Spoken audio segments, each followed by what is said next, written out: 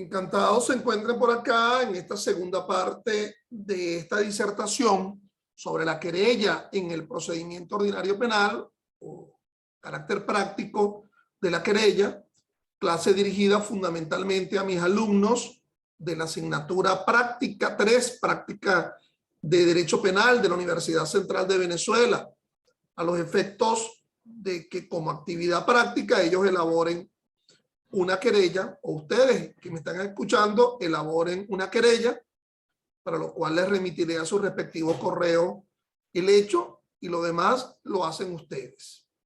Quien les habla, el profesor Ángel Serpa Aponte, y estamos transmitiendo esto en enero de 2021.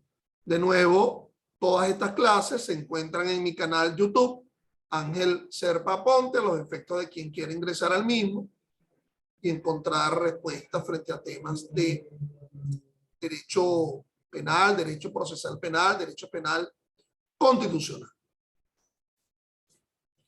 Bueno, estimados míos, les decía yo en la sesión anterior todas las formalidades que estaban vinculadas a esta querella. Por favor, ingresen o vuelvan a entrar a mi canal para que vean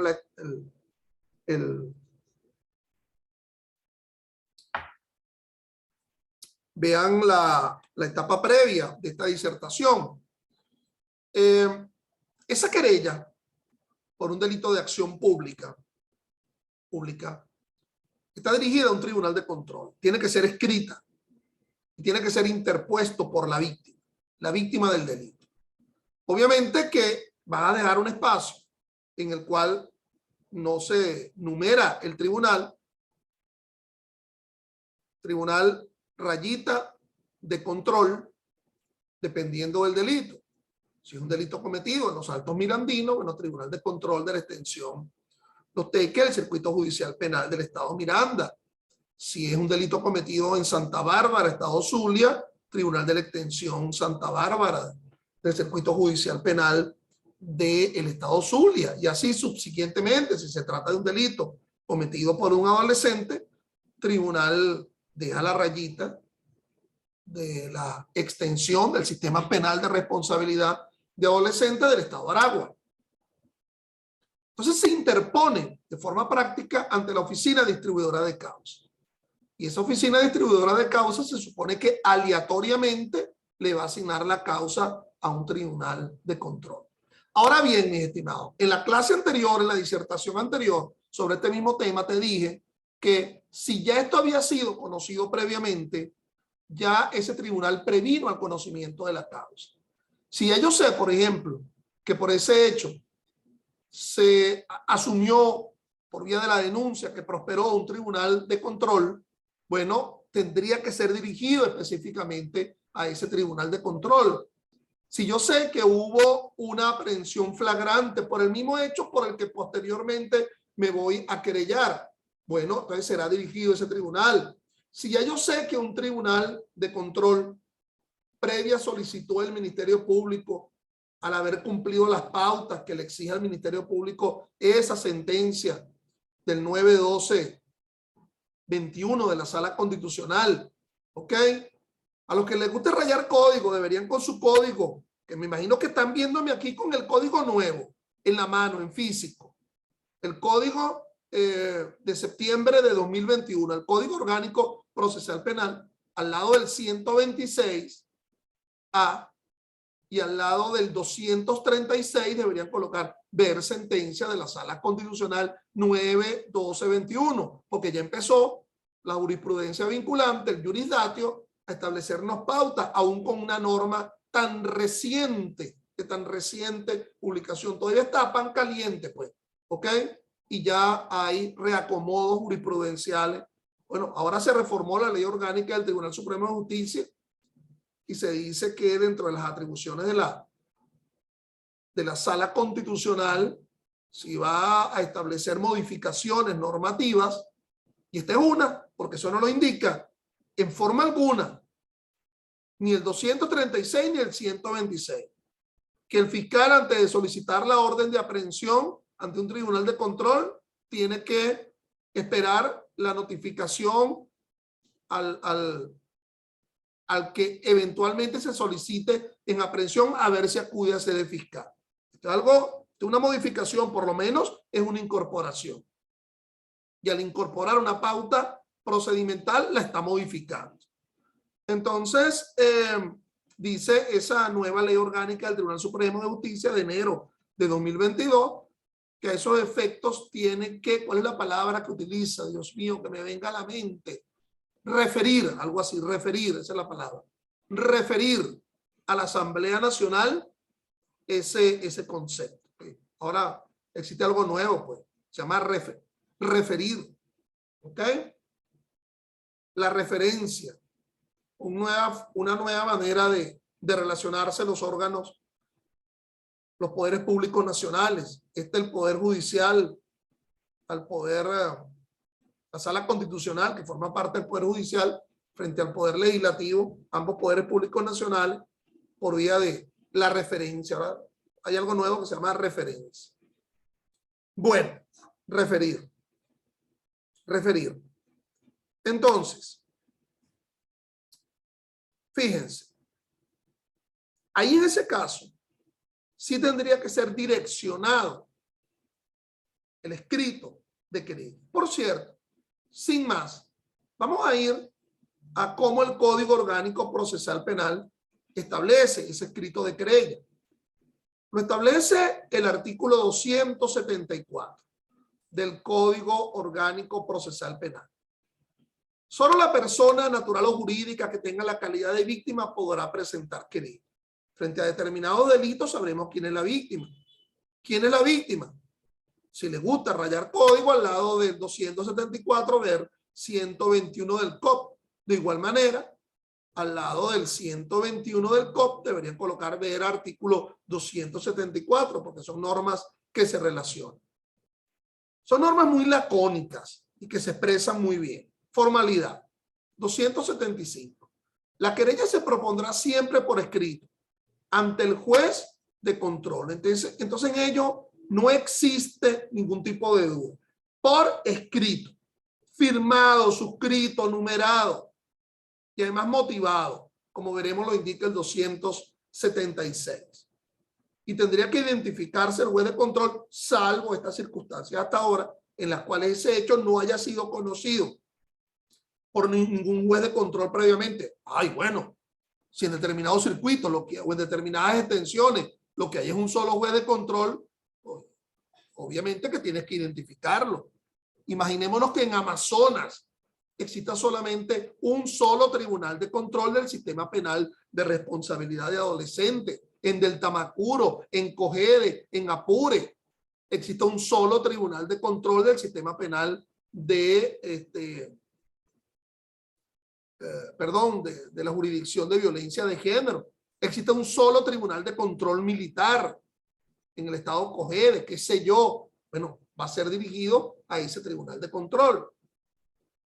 Y ahí no sería por la vía de la oficina distribuidora de causa. ¿Qué debe contener ese escrito de querella? La cartilla está bien clara en el 276. No nos llama engaños.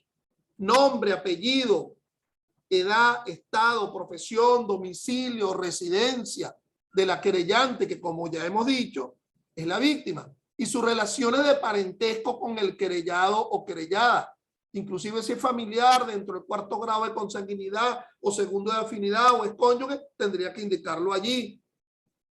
Por cierto, que no está obligado, pero él voluntariamente está presentando una querella.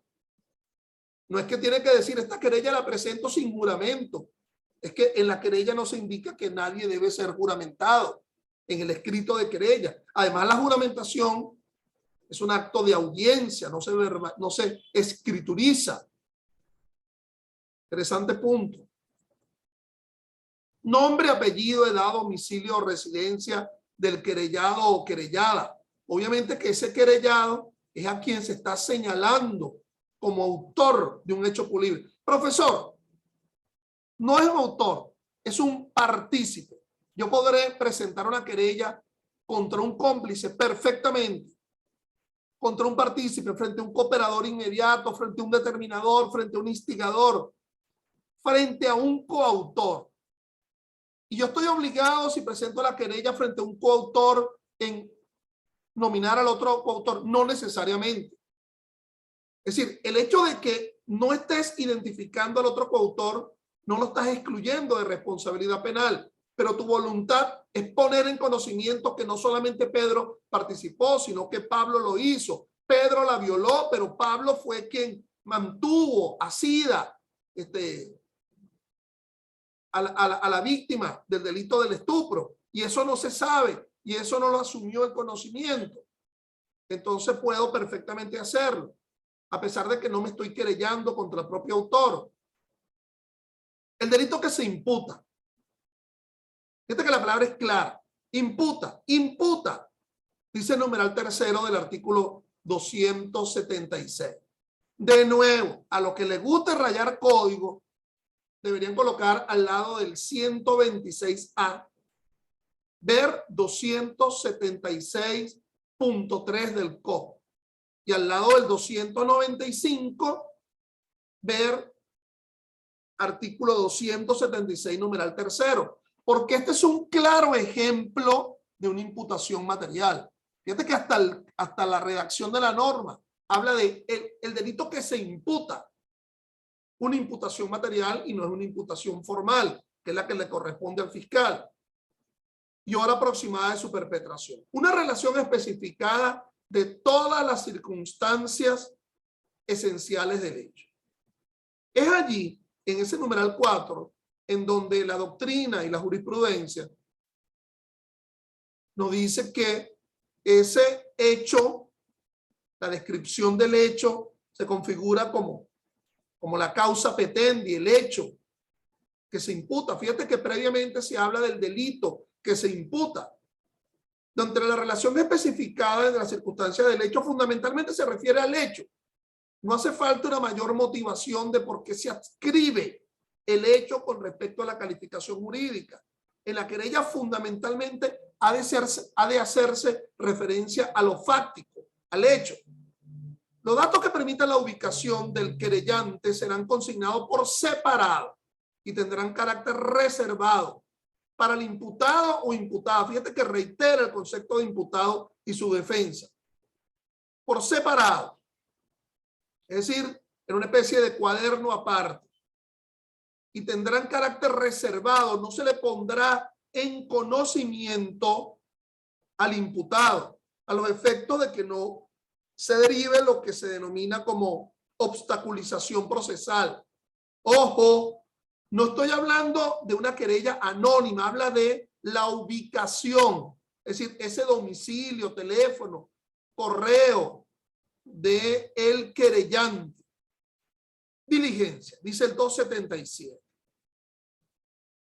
El querellante podrá solicitar al fiscal las diligencias que estime necesarias para la investigación de los hechos.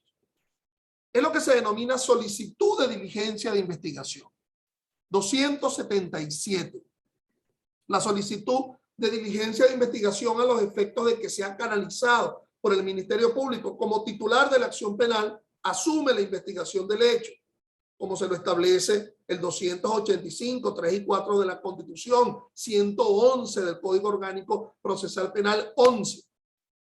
La contrapartida de ese 277 sería el 122, numeral 2 del Código Orgánico Procesal Penal, en donde la solicitud de diligencia de investigación lo hace es precisamente el 283, 282. Lo que quiero decir es que no debe confundirse ese 122 numeral 2, en donde le da atribuciones a la víctima de solicitar diligencia de investigación, con la solicitud de diligencia de investigación de la víctima como querellante establecido en el artículo 277. En concreto, la respuesta sería, profesor, y uno podría mencionar el 122 numeral 2 en el escrito de querella. No hay nada que lo obstaculice. Total, se genera el mismo efecto. En el 122 numeral 2 se le da atribuciones a la víctima de solicitar diligencias de investigación. Es más, Yo lo haría, esa conjunción del 277 en relación al 122 numeral 2, porque si no hay respuesta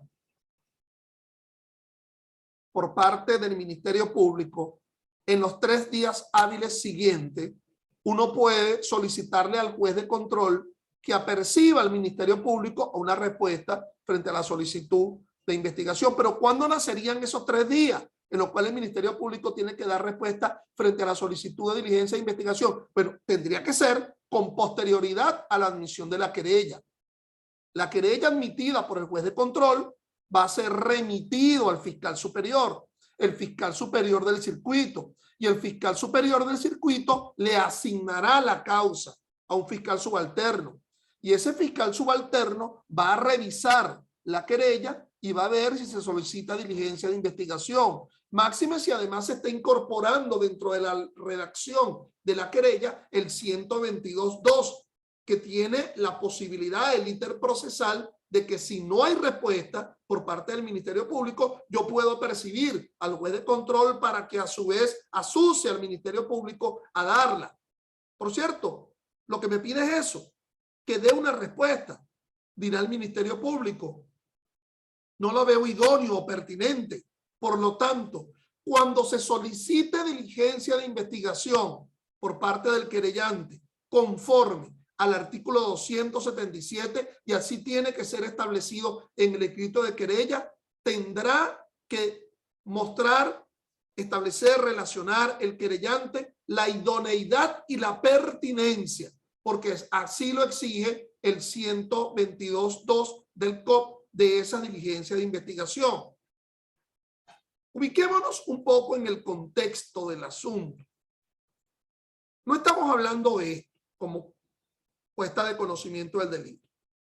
Es decir, ahora no estamos hablando de una flagrancia propia o impropia en la cual alguien ha sido llevado a una audiencia de imputación. No estamos hablando de una cuasi flagrancia o flagrancia impropia en donde alguien resultó siendo perseguido luego de ser percibido en la comisión de un delito y luego de su aprehensión en las 48 horas es llevada a la audiencia de imputación. Pero ojo que hablamos que podría presentarse una querella aun cuando se inició esto por vía de la flagrancia. No estamos hablando de un conocimiento autónomo, es decir, aquel que se origina por el conocimiento del delito por parte del Ministerio Público o por el órgano policial, quien se lo ha participado al Ministerio Público a las 12 horas para notificar. A lo mejor el fiscal se enteró por vía de la denuncia, pero como una denuncia no es una querella, entonces no estamos hablando que ese policía se enteró por vía de la querella, porque la querella se interpone es directamente ante el Tribunal de Control y no ante ningún policía ni ante ningún fiscal. Pero pudiera ser que esa investigación condujo a una individualización. Esa individualización conduce a una imputación, a la necesidad de una imputación. Bajo la nueva hechura del Código Orgánico Procesal Penal, esa imputación, si no es por un delito flagrante, menos grave, o en la ejecución de una orden de aprehensión, sería en sede fiscal. Si no, esa audiencia de imputación sería en sede judicial. Esa solicitud de audiencia de imputación en sede fiscal, frente a quien se pretende solicitarle una orden de aprehensión, lo regula la sentencia, la que les he mencionado en esta sesión y en la anterior, la sentencia 754 de la Sala Constitucional. Creo que me equivoqué en la fecha, cuando te hablé de 12, en realidad es 9/12 del 21. Ahí la tienen, sentencia 754, que te invito a que leas, pero que no solamente lo leas, sino que en tu código, si te va a servir como ayuda. A mí siempre me ha servido rayar código, bueno, colocarle al lado, ver sentencia 754 al lado del 126A, al lado de 236, ver sentencia 754 del 9 de diciembre del año 21, Sala Constitucional. En realidad lo que estaríamos hablando es de esto. Estaríamos hablando es de los actos proformadores de la acción penal, que es la que nos ocupa. La denuncia todos pudieran denunciar ante el Ministerio Público, ante el órgano policial, y esa denuncia o va a ser admitida o va a ser desistida. Su desistimiento, la inadmisión, se denomina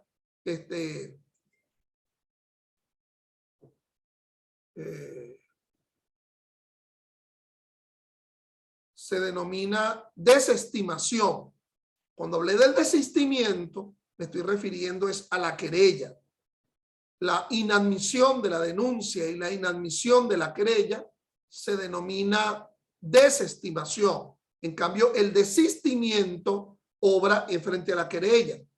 Les decía que esa querella se interpone ante un tribunal de control que sea competente en razón del territorio, en razón de la materia, y frente a esa querella o se admite, con lo cual ella configura un acto de imputación material, o se ordena su saneamiento, o se ordena o el querellante desiste de ella.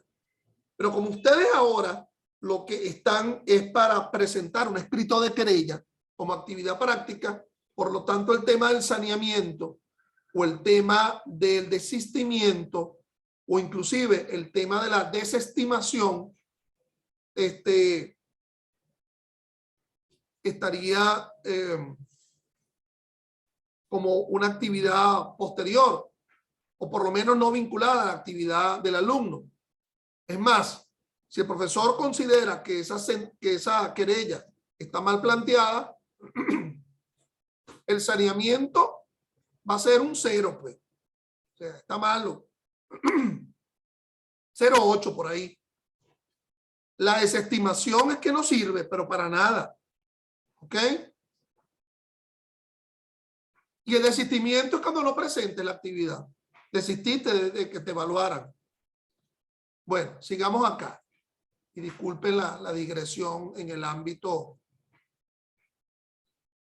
En todo caso, si esa querella, al ser admitida por el juez de control y remitida al fiscal superior y el fiscal superior asignándole la causa a un fiscal subalterno, ese fiscal subalterno le va a derivarse la misma duda. ¿Dónde imputo formalmente? Bueno, en sede fiscal. Y si la persona no acude a sede fiscal, pero previa notificación, citación, que se verifique efectivamente la puesta en conocimiento para el acto de imputación en sede fiscal, él sí podría optar por la llamada solicitud de orden de aprehensión. Es decir, mis estimados, a estas alturas del partido, por la sentencia famosa, la 754 del 9 de diciembre de 2012, todo juez de control que vaya a dictar una orden de aprehensión tendría que el fiscal demostrarle que se ha realizado una citación. Tendría que consignarle copia certificada de la citación efectiva que se ha realizado y lo cual no ha conducido a una comparecencia a sede fiscal. ¿Cómo yo demuestro una incomparecencia? Bueno, habrá libros diarios. Pero ¿quién es fedatario judicial en los tribunales? Son el secretario judicial. Y aquí hay un sujeto muy importante que nadie lo nombra, que es el secretario de la fiscalía. Cada fiscalía tiene sus abogados, relatores, fiscales. Y estoy casi seguro, a menos que alguien me contacte y me lo diga, que en la ley orgánica del Ministerio Público no se establece atribuciones al secretario de la fiscalía. Pero ese secretario de la fiscalía en específico, va a ser fe pública de que si hubo comparecencia o no de un notificable para un acto de imputación. Importantísimo esto, importantísimo. Ya escribiré sobre el tema. Qué bueno dar clase cuando estos temas te vienen a mente. Importantísimo frente a la famosa sentencia. Por cierto que que ese secretario es muy importante porque la víctima podría solicitarle a esa fiscalía que te certifique si en los 3 días siguientes, posteriores a la solicitud de diligencia de investigación, ha habido alguna respuesta. Se ha decretado, por ejemplo, la procedencia de una diligencia de investigación a los efectos de sustentarle ante el juez de control que no ha habido respuesta por parte del órgano fiscal para que ese juez de control aperciba al fiscal a que dé una respuesta. Si el problema es que cuestiona la idoneidad o la pertinencia, o sea, mal el juez de control podría ordenarle a la fiscalía que dé respuesta si no se verifica la ausencia de respuesta, de alguna forma se certifique. Por lo tanto, a partir de ahora va a tener mucha importancia esa función del secretario de la fiscalía. Cada fiscalía tendrá su secretario o secretaria. Bueno, en fin, continuemos acá. Entonces,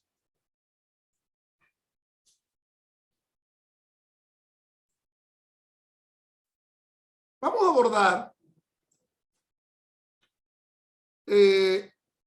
lo del periodo intermedio, pero en realidad lo del periodo intermedio solamente se lo muestro a una finalidad ilustrativa, porque es obvio que los actos conclusivos de la fase preparatoria no solamente van a ser asumidos a partir de ese acto de imputación material, que es la admisión de la querella. Es decir, posterior a la admisión de la querella, tendría que haber un acto de imputación formal por parte del Ministerio Público. Y por lo tanto, si esos actos son el archivo fiscal, porque el fiscal del Ministerio Público no encuentra elementos, pero sabe de la existencia de los mismos, y cesa la imputación y cesa la cautela, el sobreseimiento, porque el fiscal tiene un convencimiento negativo, bien sea porque considera que el hecho no ocurrió, no participó en el mismo el imputado, no hay delito, no hay acción o no hay prueba, pero siendo que el tercer acto conclusivo de dicha fase preparatoria es la acusación, cualquiera de estos actos conclusivos tienen que ser con posterioridad a la imputación formal. Es decir, no bastaría presentar el decreto de archivo fiscal o la solicitud de sobreseimiento o la acusación pública con simplemente la admisión de la querella. Es necesario que se dé la imputación formal del Ministerio Público con posterioridad a dicha admisión de la querella. Pero es importante que luego de presentada la acusación pública, la víctima pudiera realizar este acto procesal, la acusación particular propia de la víctima. Por cierto, si el fiscal no acusa, otra sentencia de la Sala Constitucional, la 902 del 14-12-18, establece la posibilidad de que la víctima presente una acusación particular propia. Veamos la relación entre la acusación particular propia y la querella. En primer lugar, la temporaneidad. La acusación particular propia tendría que ser con posterioridad a la presentación de la querella.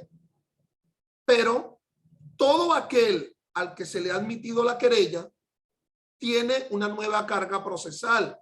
La carga procesal de presentar la acusación particular propia. Espérate, pero es que ya yo me querellé y me la admitieron. Ahora se te renace otra carga procesal. Si el fiscal presentó acusación pública, presentar la acusación particular propia, indicando prueba, indicando hecho, indicando calificación jurídica. También podría adherirme la víctima a la acusación pública. ¿Qué pasa si la víctima no se adhiere o no presenta la acusación pública? Esa querella que te fue admitida va a ser considerada desistida, no desestimada, porque la admisión es lo contrario a una desestimación. La desestimación es una inadmisión. En cambio aquí, la no presentación de la acusación particular propia conduce al efecto del desistimiento de la querella. ¿Y qué pasa? La causa no sigue, ¿no? Tan sigue la causa que el fiscal presentó la acusación pública. Si el fiscal no presenta la acusación pública por un delito de acción pública, la Sala Constitucional te permite la presentación de una acusación particular propia, pero no la confundas. Quizás alguna actividad que vaya a realizar alguno de ustedes en una próxima será la presentación de una acusación particular propia, pero no confundir la querella con la acusación particular propia. Entonces, bueno, eso va a ser debatido en la audiencia preliminar, si se admite la acusación pública o ambas, o se inadmite ninguna o se declara improcedente, razón por la cual se dictará el sobreseimiento, harina de otro costal que no está vinculado a este caso. El 278 nos indica del COP: el juez admitirá o rechazará la querella y notificará su decisión al Ministerio Público y al imputado. No solamente que se habla del imputado en la admisión, mal se puede hablar de imputado si se rechazó, pero a lo mejor este imputado lo fue previamente, porque como te dije con anterioridad, a lo mejor alguien presentó la querella, la víctima, habiendo previamente ese imputado sido así por la flagrancia. Por cierto, una pregunta que ustedes se harían: la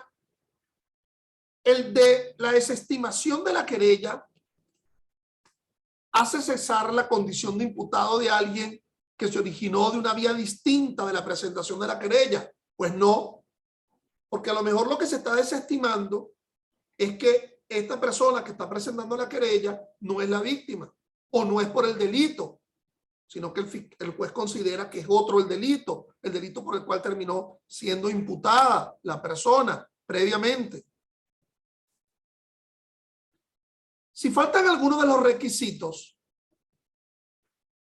previstos en el artículo 276, el juez ordenará que se complete dentro del plazo de 3 días, lo que se denomina el saneamiento. Obviamente este saneamiento nacerá a partir de la notificación del mismo. Las partes se podrán oponer a la admisión de él mediante las excepciones correspondientes. ¿A qué? A el escrito de querella, sino no al saneamiento. Por lo tanto, las excepciones pueden ser excepciones como obstáculos al ejercicio de la acción penal frente a la querella que aún no haya sido admitida, más bien oponiendo la excepción para que no se admita, o habiendo sido admitida, opongo la excepción, ese imputado materialmente. La resolución que rechaza la querella es apelable por la víctima sin que por ello se suspenda el proceso. Bueno, miren, vamos a dejar de lado las normas que regulan el desistimiento de la querella, la imposibilidad de nueva persecución y la responsabilidad, para lo cual les invito a que se las lean, porque realmente yo lo que quiero asumir es el carácter práctico de la elaboración de la querella y que ello se verifique es en las normas que vimos con anterioridad. Entonces, fíjense, aquí pueden tener un ejemplo de una querella. ¿Ok? Fíjense esta querella que tienen ante sí. Disculpen aquí el baileteo de esto. Ciudadano, juez en funciones de control del circuito, quien suscribe, venezolano, mayor de edad, titular de la cédula, inscrito en el abogado, bajo el número tal, en mi carácter de apoderado judicial de fulano de tal, lo cual se evidencia de instrumento otorgado ante la notaría cuarta del municipio tal, de los libros, ocurro respetuosamente por cualidad que me confiere el artículo 119 ordinal primero del Código Orgánico Procesal Penal, de conformidad con lo establecido en los artículos, aquí sería el 272, con la finalidad de presentar querella en contra del ciudadano fulano de tal, por la comisión del delito de estafa, tipificado en el artículo 464 del Código Penal, de los hechos. Entonces, el abordaje de los hechos. El caso, señor juez, que en fecha tal,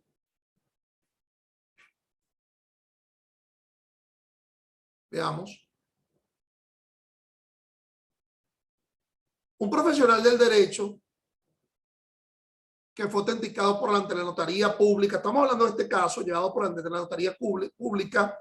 Mi representado canceló 3 cuotas. Es decir, en la adquisición de algo por el monto de tanto correspondiente a los primeros 3 meses, como estipula la cláusula número 2 del prenombrado contrato, el cual se anexa. Entonces se anexa el elemento de convicción.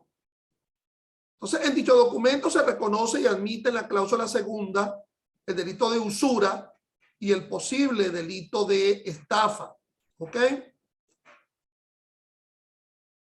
Disculpen el baileteo de esto. Vamos a tener que colocarlo en menor para que lo puedan ver bien. Ok, ahora sí.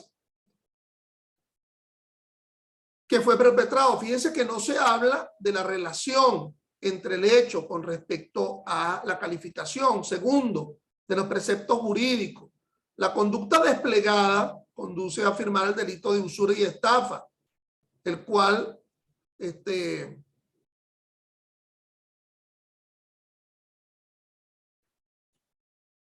señalan los autores Grisanti Aveledo y Andrés Grisanti Franceschi en su libro manual que la estafa es una disposición patrimonial. Entonces se hace una referencia a la doctrina.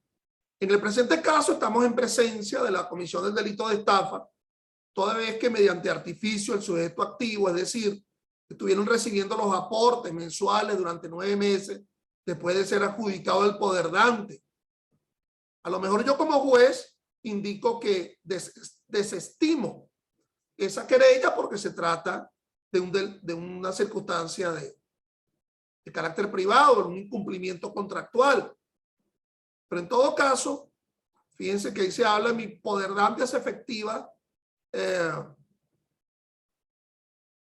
no pudiendo mi poderdante, en virtud de que reiteradas veces se dirigió hacia el domicilio donde se encuentra ubicada la empresa querellada, en donde le informan que todavía no. Fíjate que la empresa querellada se tendría que referir a los representantes de la empresa mediante una serie de excusas. Así los autores, aunque mencionados, hablan de que el injusto es cualquier beneficio económico que el sujeto activo deriva de su conducta.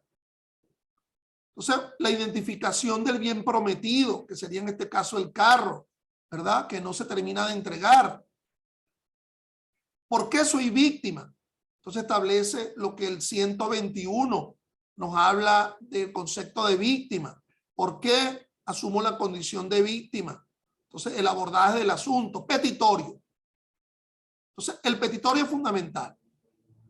Honorable juez, por todo lo anterior, solicito la admisión de la presente querella en contra de fulano por la comisión de delito de estafa, contemplado en el artículo 464 del Código Penal, solicitando en consecuencia muy respetuosamente la admisión de la querella. 1. 2.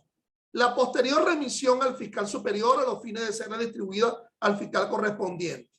3. La práctica de las siguientes diligencias. Como les había mencionado, hay que especificarlo. A. Se ha citado a la sede de la fiscalía. B. Recabar ante el registro mercantil. C. Solicitado al departamento de experticia contable del cuerpo de investigaciones. Juro lo